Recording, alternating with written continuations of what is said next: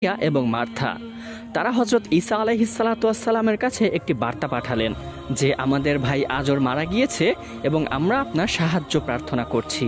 ঈসা আলাইহিসসালাম যখন সেখানে ফিরে আসলেন, ইতিমধ্যেই কিছুদিন কেটে গিয়েছিল।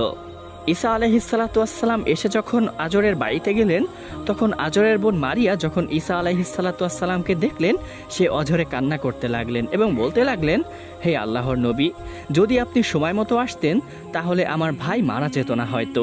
আপনি তো জানেন সে আপনার জন্য কত অপেক্ষা করেছিল। মারিয়ামের কথা শেষ হতে না হতেই সেখান থেকে একজন ব্যক্তি বলে উঠল, হে মরিয়মের পুত্র, তুমি যদি সত্যি বাস্তবেই নবী হও তাহলে এই আজর নামে মৃত ব্যক্তিকে তুমি জীবিত করে দেখাও। ঈসা আলাইহিসসালাম মারিয়ার কথা শুনে অনেকটাই ভেঙে পড়েছিলেন।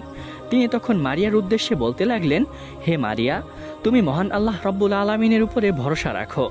আল্লাহ যা চান তাই করেন।